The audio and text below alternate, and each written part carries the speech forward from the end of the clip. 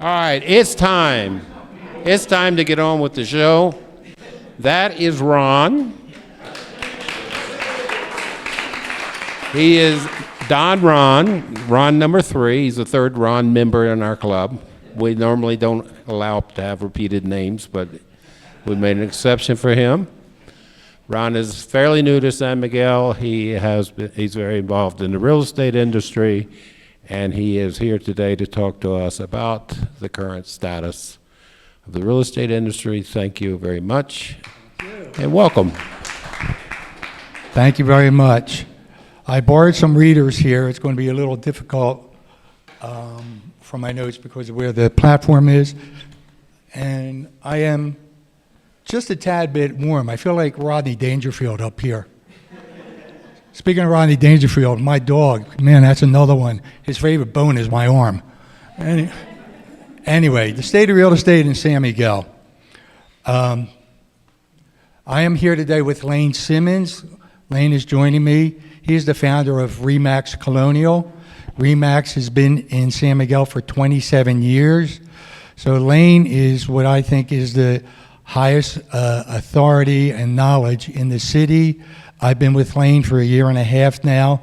It's a great organization. Lane is a board member of the San Miguel Community Foundation, and he's a very good friend of the Rotary. Myself, I'm Ron Waters. I'm originally from the Philadelphia area. I apologize for my accent. I lived in Florida and West Palm Beach for 25 years, and at some point I decided I think I'm going to move on.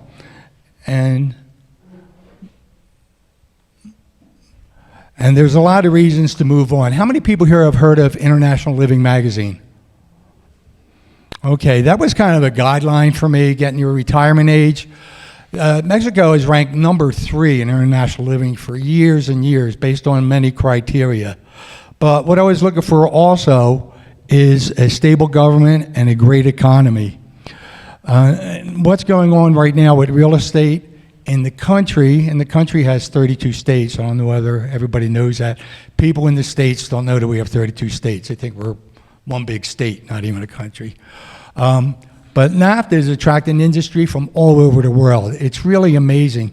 The United States and the Mexican Commerce Department know of 400 American companies that are moving to Mexico. That's what they know. Last year, tens of millions of square meters were sold to foreign entities who are building factories here, which means jobs, which means income, which means people investing, buying property. And of those millions of meters squared, the number 1 buyer was China, then the United States, South Korea, and Japan. And there's something called nearshoring that has occurred as a result of the supply chain problem last year, the rise in costs of transportation, the uncertainty of the war, the gas shortage in Europe. A lot of companies that manufacture are rethinking, where do we go? What do we do to control our costs? Well, instead of offshoring, it's called nearshoring. So the number 1 consumer in the world is the United States. So what a better place to put a manufacturer to place his company than here in Mexico. Not only do they save in shipping costs, there's no tariffs because of NAFTA, which is now the USMCA. They renamed it the United States Mexican Canadian Agreement, just in case somebody didn't understand NAFTA. But anyway, so that being said, that's very good and healthy for the economy. There's a lot of Mexicans. I'm in my second home, and I'm getting ready to buy a third property. And in both communities I lived in were wealthy Mexicans.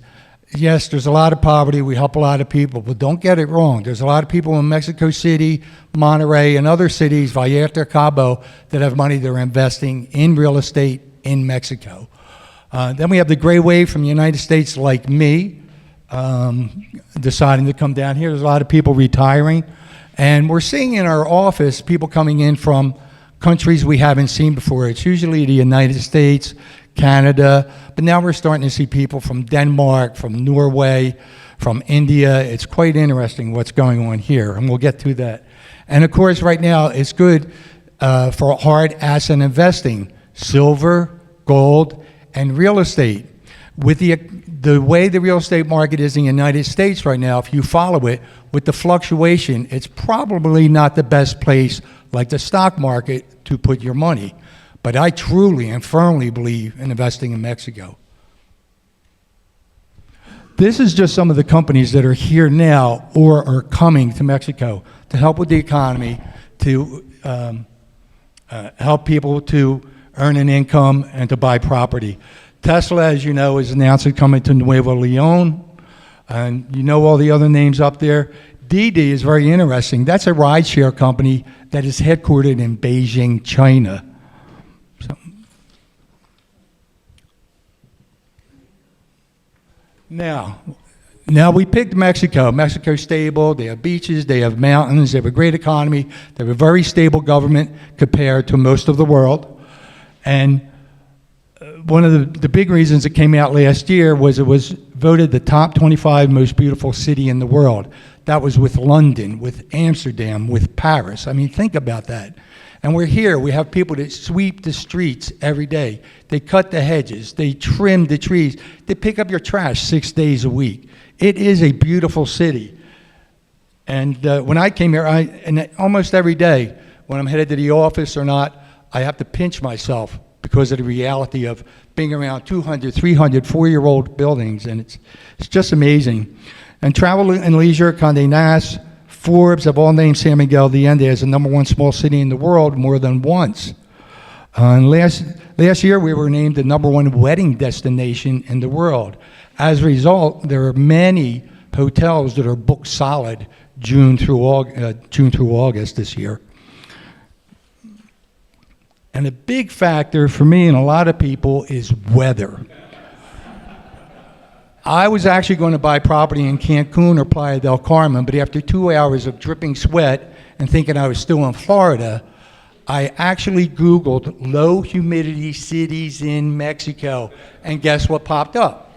San Miguel. And guess what? Travel and Leisure said it's the #1 small city in the world 4 years in a row. And I said to my wife, Rose, that's where we're moving. So we have no tornadoes, we have no earthquakes, we have no hurricanes, we have no snow, we have low humidity, clima perfecta. That's one of the main reasons I'm here. And now the cost of living. Yes, San Miguel is a little more than many of the cities in Mexico, but the cost of living is certainly lower than what's going on in the United States. I mean, eggs are $6 a dozen now. So with the rising costs in the United States and other countries, actually internationally, Mexico is a very attractive place to come, not only to buy property, but all goods and services. I mean, how many places can you go and get a taxi ride anywhere in the city for $4 US?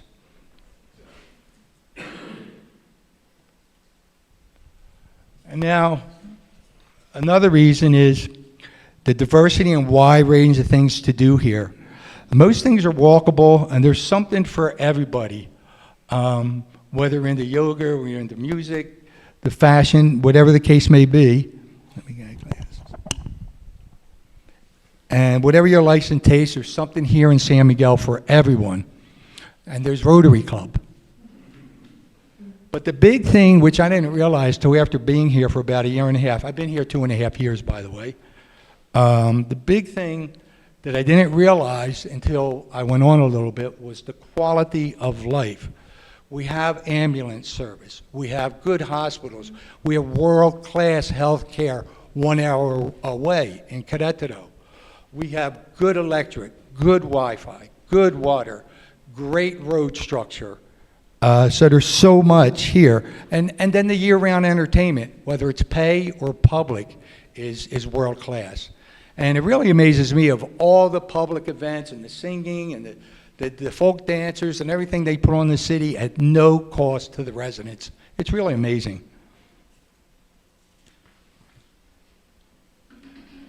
And this is probably my favorite. Whether it's colonial, Spanish, or Baroque architecture that you like, we have it all here. If you want to see a 500-year-old church, we have it. If you want to see a 200-year-old home with a courtyard and fountain, we have that too. So this is a city that has many, many different traditions and cultures. This week, weekend is, I think it's Val de Maí, which is up in La Palmita. It goes 2 or 3 days in a row. It starts at 7. The fireworks are 24/7, but the event starts at 7 in the morning, and I think goes on through midnight.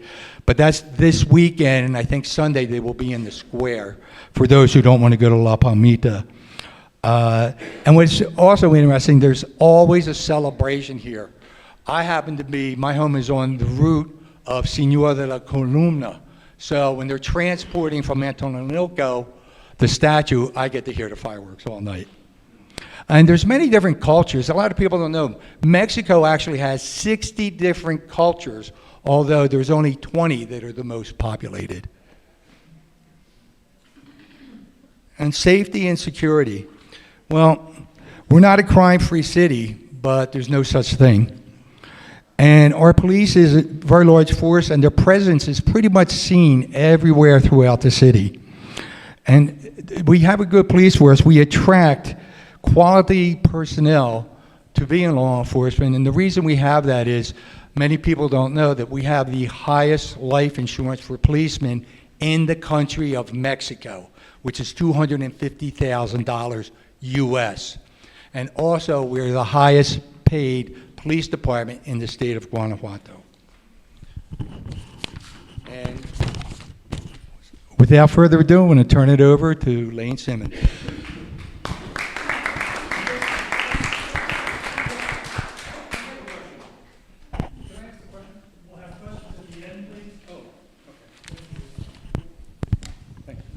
Thank you.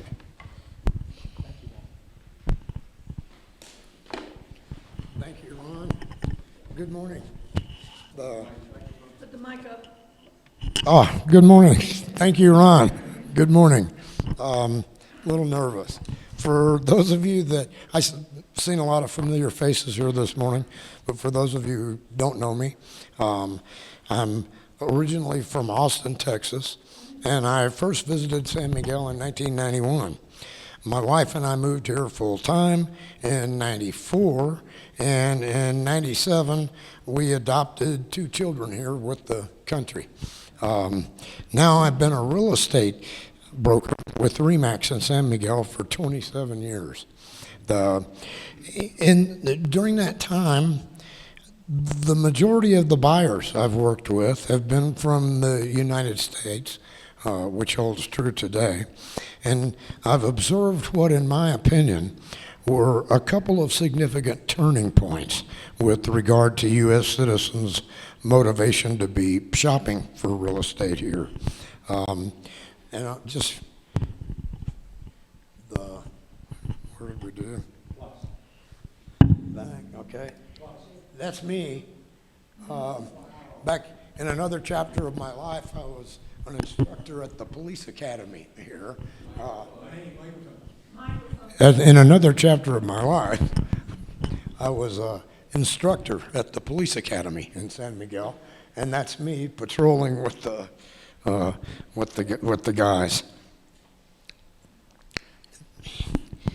Right after September 11th, 2001, while I was still stunned, word spread around town that the following week there was going to be a gathering in Jardín. I'm sure everybody on earth probably remembers where they were and what they were doing on that day. This is what those of us here in San Miguel experienced then. People brought candles and little necklaces made out of little white doves and distributed them to the foreign community. In the Jardín, in what was described as a manifestation of solidarity.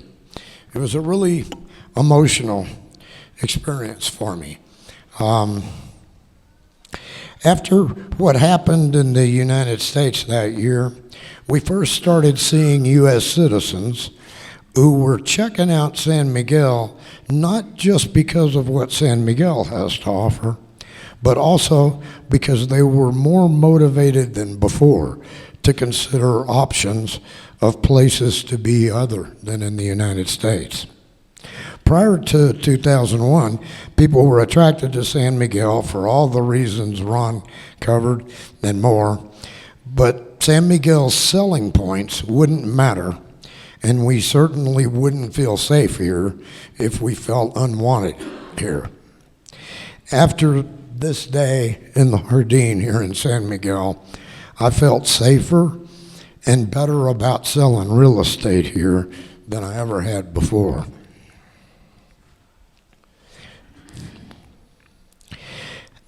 The market accelerated. Real estate sales increased pretty steadily after 2001, and average selling prices increased from around $135,000 in 2001 to around $170,000 by 2007. In the aftermath of the 2008 financial crisis, real estate here collapsed and prices dropped proportionately. We got some good PR in 2008 when San Miguel and Atotonilco were declared World Heritage Sites by UNESCO, but our real estate market continued deteriorating so much that by 2010, Mexican national media was drawing attention to how bad it was here. Then we started getting some really good international attention from publications like Travel and Leisure and Condé Nast Traveler. And because of Mexican buyers taking advantage of the lower prices and foreign buyers returning, by 2013, the market here had recovered significantly.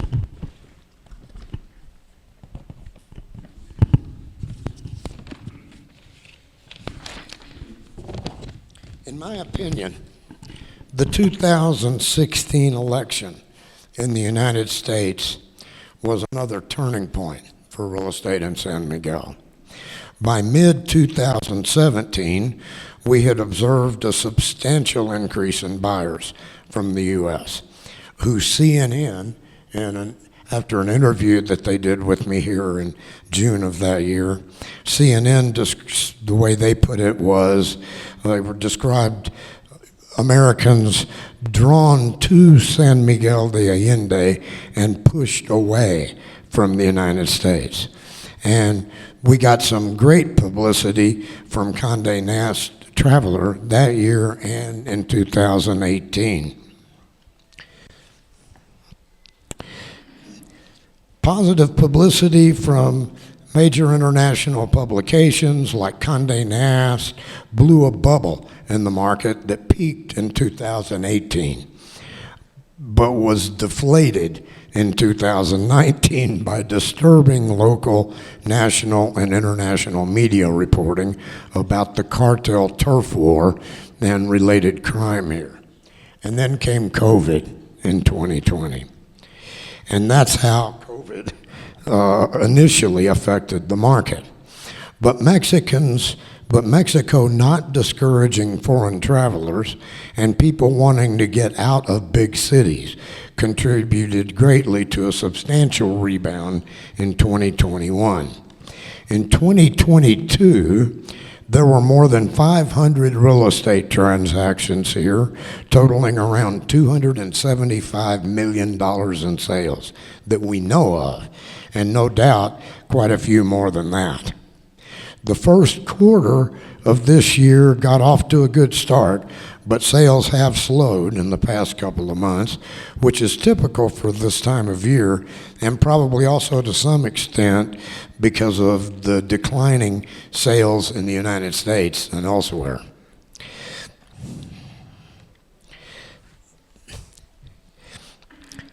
Based on the sales that I'm personally aware of and what I've heard reported, this is what selling prices have looked like since 2018. Just calculating an average of the highest and lowest prices, I've heard agents say that the average selling price has gone up to over $500,000. But that's because of a number of sales over $2 million, especially last year, when one of the sales I was involved in amounted to $5.5 million. If there were 10 sales for $100,000 and one sale for $5 million, just averaging the prices, you could say the average price was over $500,000. But actually, the majority of sales have been and still are in the up to the $300,000 range here. The nationality of buyers. A significant majority of the buyers that I'm aware of and that the formal real estate agents here report are from the U.S. But so far this year, I'm aware of more Mexican buyers, which I attribute to the exchange rate being more attractive now for buyers converting Mexican pesos to buy properties with U.S. dollars. What's my house worth? Well, when it comes to pricing real estate here, the concept of comps, comparable properties, is pretty worthless. It doesn't work like it does in the United States, where so many homes in any given neighborhood are basically the same, with few really substantial differences. Here, I could show you 5 houses priced the same, with none of them really directly comparable to each other. And some of them might have been on the market for a year or more with no offers. The best way to determine a realistic selling price is with the assistance of an experienced agent, preferably a member of the local real estate association, who has access to our local MLS archives, which show actual selling prices going back into the past and recently. And a member of the local real estate association can host an open house where we solicit the pricing opinions of multiple other experienced agents in San Miguel. But, as Ron often reminds me, beauty is in the eye of the beholder. So what it really boils down to is what the buyer is willing to pay, and some sellers are a lot more motivated to sell than others. I've mentioned the local real estate association. What is AMPI San Miguel Allende? I can't overemphasize the importance of working with an agent who is a member of AMPI, which is the Mexican version of the National Association of Realtors in the States. AMPI has a code of ethics and requires members to be accredited by the state, which is like real estate licensing in the United States and elsewhere. AMPI has more than 45 agencies with over 200 agents in San Miguel.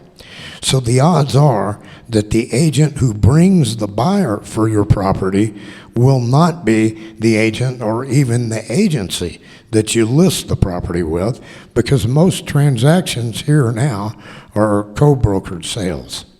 So what's most important to getting a property sold is to list it with an AMPI agent who has a good relationship with all the other AMPI and non-AMPI agents in town, and who has the experience necessary to understand the various tax strategies that'll maximize how much of the selling price you actually end up with in your pocket.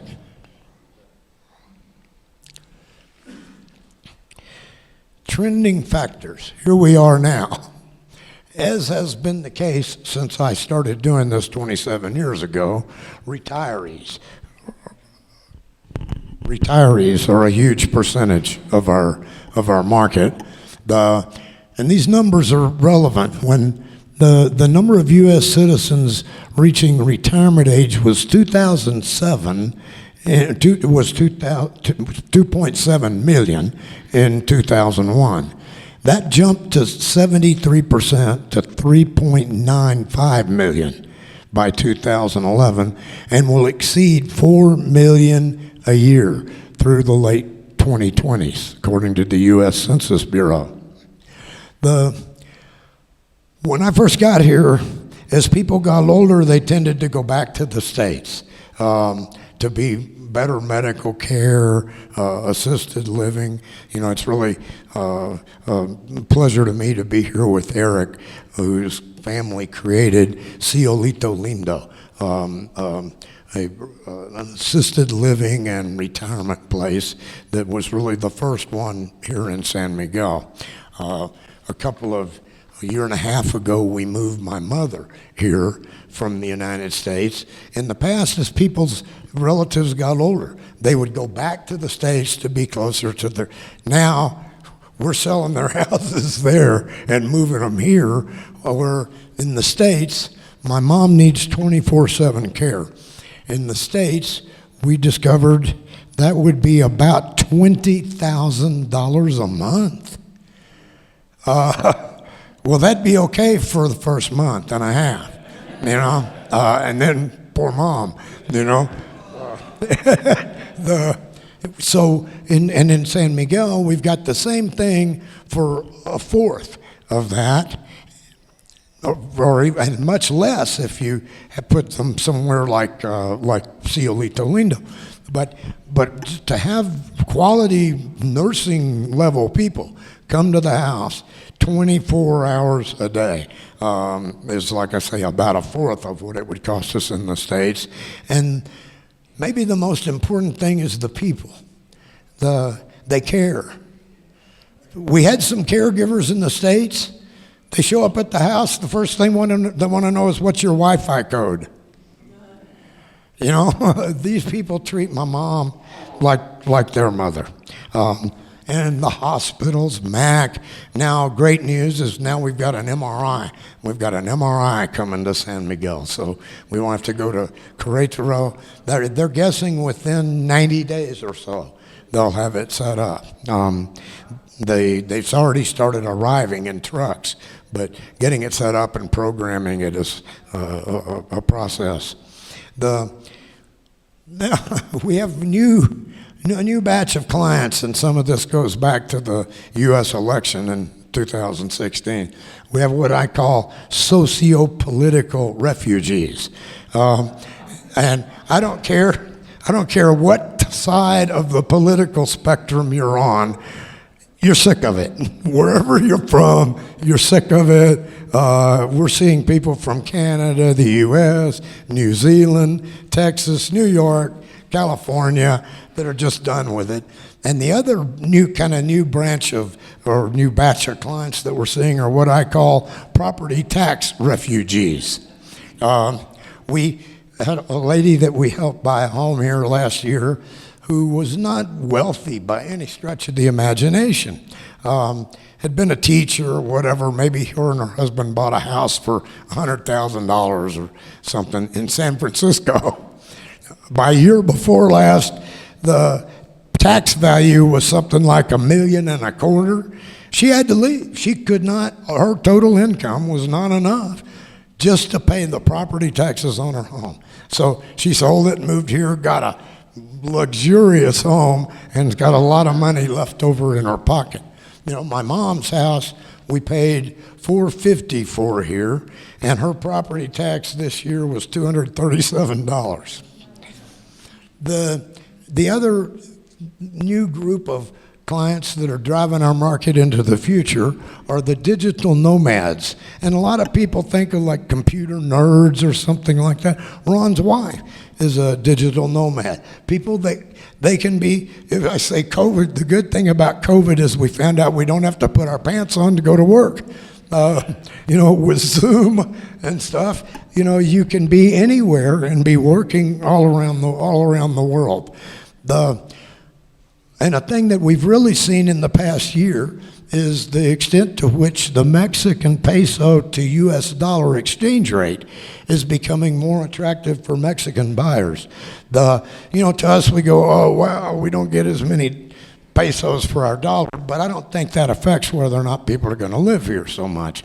However, to Mexican buyers in Mexico looking at a dollarized market like San Miguel, year over year they're looking at more than a 10% discount to buy right now in San Miguel because of what's going on with the exchange rate. And last, however, certainly not least, as Ron referred to, and where we'll leave it, is that it's a safe haven investment. People are freaked out about the stock market, the banks going under. I just got a new coffee cup that says Credit Suisse Risk Management Department. The thing about real estate is it can't evaporate. Like gold, and probably everybody knows the central banks of the world bought more gold last year than ever in history. They're stocking it up. People are looking for safe haven investments. Now, the challenge with gold is where are you going to keep it? What are you going to do with it? Put it in a bank? Well, we've already talked about whether you can trust banks. So, like gold, real estate can't evaporate like Lehman Brothers stock, but in addition to increasing in value, unlike gold, real estate can generate income. We're seeing a lot of people, particularly in the last couple of years, that have cashed out their 401ks, sold their stock stuff, and are buying real estate in San Miguel as rental income properties. And that's where we're at. We're coming up on a hard stop. Thank you. Thank you, Lane. Thank you so much. We have a couple, I'm sure we have a lot of questions, and we're not going to be able to get to everybody. Because we are coming up on a hard stop, as I understand it, so before we get into it, if anybody has any questions, because to me the most valuable part of what, with our experience, we have to offer is answers to questions you might have. So anything we don't have time for right now, get a hold of Ron. We'll do a Zoom meeting for you personally, gladly. Anything that we can do to help helps everybody. Yes, sir. Do we have we need to go use the microphone. We have close to 40 people on Zoom, and they want to hear the questions too. So I have a question right here, and I will get to as many as possible. Do you have an idea of how many fraudulent transactions there are? Pardon me? Do you have an idea of a percentage of fraudulent real estate transactions? Fraudulent. Oh, fraudulent. Well, I guess that back to the importance of dealing with a experienced, accredited, licensed agent.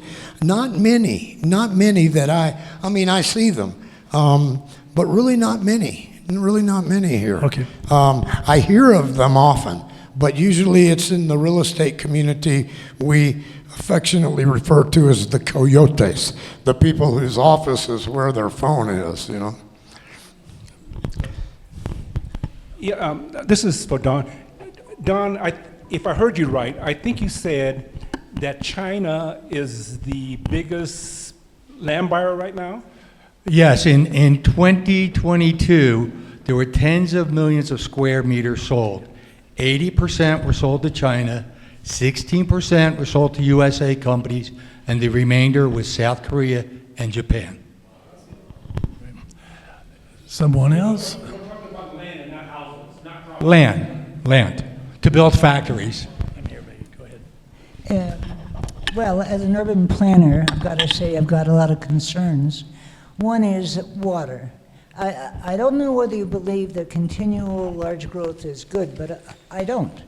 I think that we need to be able to properly serve the people who live here with better infrastructure and with better traffic planning and with better water and with better utilities. And one of those ways is to try to figure out how to work with the city to in fact increase the property tax on houses worth over a certain amount of money to help pay for these improvements. Do you always consider that bigger is better? Do you not consider quality of life? Do you not consider the fact that there are fewer local people who can afford to have downtown individual spaces? This town is changing drastically from the 20 years that I've been here, from a sweet, neighborhood and centric business to one that is, a kind of Aspen. It's an Aspenization of the city. And what do you think about that? Well, I have children here. I mean, I didn't just come here to make money, and I'm going to make money and leave. I have children here who perhaps will have children here. And I've been involved in projects, water conservation. I would love there to be a new law that says that every single property built is required to conserve every drop of water that hits the property. The challenge that we face, though, if all of us and every human being in San Miguel and in this municipality, whatever, 200,000 people more or less, counting all the little ranchos, if we all quit drinking water and left and quit flushing toilet, no human beings, the agriculture is 90%. So there's nothing we can do. We can contribute, particularly to the ranchos, where their wells have been sucked down below the levels that they can draw water from. There's a lot that we can do to help. But the bottom line is, I don't want to say anything bad about anybody and any particular type of project, but we're exporting our water. How many gallons of water, how many cubic meters of water to make a bottle of wine? The grapes are not like desert-friendly plants. The avocados, and at any rate, so I feel very strongly as you do. However, the real estate development, other than a source of income, but it's not going to replace agriculture. And Lane? The alfalfa farmers are sucking up 90% of our water. Lane, Yes, sir. question. There is a extreme excess of empty condo developments all around San Miguel. How is that affecting the real estate market? Well, that falls into back to the slide where the up to 300,000 prices. It gives the Mexicans, it gives everybody that doesn't have a lot of money, it makes it, I really never wanted to be in a elitist market. So to me, I like the fact that there are a lot of reasonably priced, $1.5 million pesos, 75,000, $150,000. Everybody's got to live somewhere. So really, in that market, the price points that they hit, for the most part, are not really in competition with what most foreigners get, although there are some new ones. The Waldorf Astoria is going to be a huge hotel, and like Rosewood, mega expensive properties. But it's a little something for everybody, and so that's how I see it. I look at them and I think, who's going to buy all of this? But as more and more Mexicans come, and Americans whose real estate equity in the United States isn't what it was and may not be much soon. The big people in the States in real estate are doing multifamily stuff now. We're going to see a world of renters. And a lot of those properties that you're talking about, like where we put my mom when we first got here, are bought by Mexican investors buying second and third properties for rental income. So it'll create a much bigger supply of rental properties, which will help hold rental prices down to make it more affordable for everybody. Thank you so much. Thank you very much. That was a fascinating discussion. Ron Lennox, someday we should have a speaker that explains to us why the agriculture industry can't be forced to use less water. Yes. I have been curious forever. Why? So, well, we're going to have a program on that, right? Thank you so much for coming. It was a great day. See you next week. Have a good day.